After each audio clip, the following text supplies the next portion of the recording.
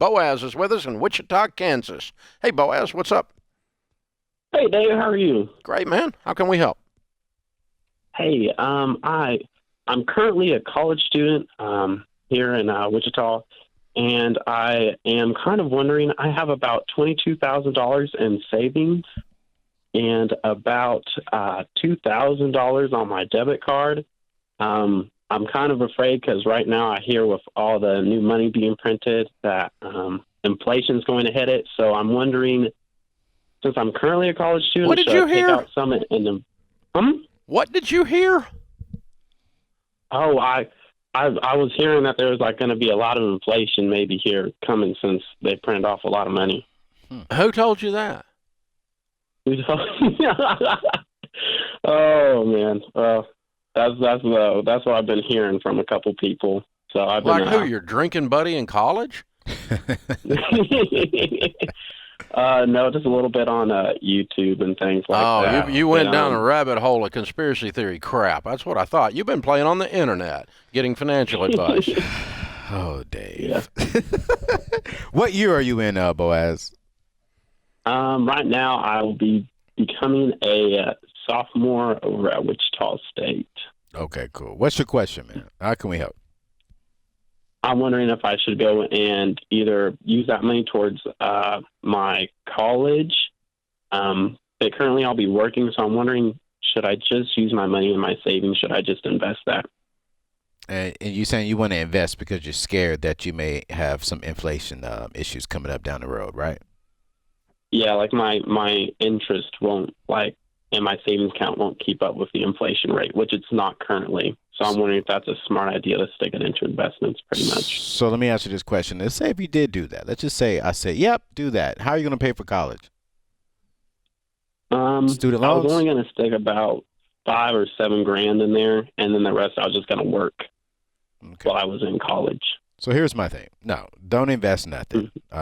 You have the $22,000 and 2K in your savings account. The best investment you can make into yourself is right now. It's not into, investing it so you can save on inflation. No, you want to make sure that you graduate debt free. Now, once you graduate debt free, and if there is some level of inflation, then let's worry about it then. But the key thing is, I want you to graduate 100% debt free. And so keep that money in your savings, use it to pay for all of your cash.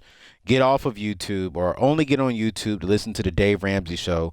The way Dave is looking at me right now, you may want to come watch my show first, then go come and look at Dave. Because Dave really wants to talk to you right now. But I'm No, just you're trying, good. I'm stepping in No. for Uncle Dave, and I'm your nephew. So, So, what are you studying? I'm studying aerospace engineering. Good for you. Good for you. So here's the point. A guy like you that even has enough good common sense to even ask this question is so far ahead of the game studying aerospace engineer that you investing in you, what Anthony's telling you, to get that degree debt free is worth a lot more than any investment that you could possibly make. No mutual fund will keep up with what you're going to be worth because you are getting an aerospace degree. Follow me? Mathematically, Yes, sir. mathematically, you are more valuable.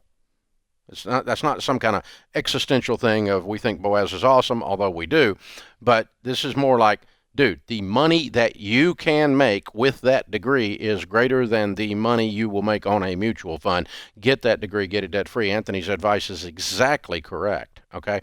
Now let's step back for a second though, just for the fun of it, and have that inflation discussion. Okay. Just to soothe your fears.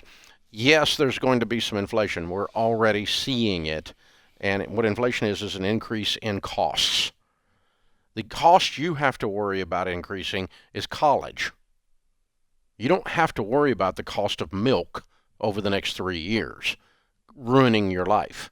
You do have to worry about the cost of milk or gasoline or whatever other components of inflation that there are ruining your life over 50 years, but not over 4 years or 3 years or 2 years while you're in college.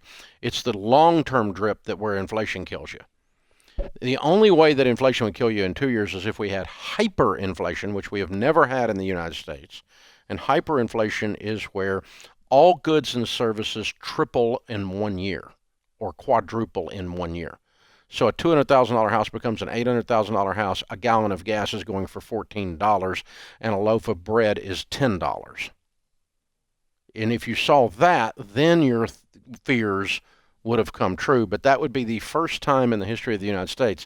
By the way, there's only two instances that we can find in the modern world economy that has actually occurred. One was in pre-Nazi Germany, and the other is good old South America, Argentina. Okay, and so we saw collapses of the entire economy as a result. New governments rose up, and all currency was disbanded, and they started over. This is how Hitler came to power, by the way. It was not on his charisma. It was an economic collapse, and he stepped into the vacuum and made himself the hero of resetting it. And it was from hyperinflation. So you can go back and study that, by the way. But it's an interesting discussion.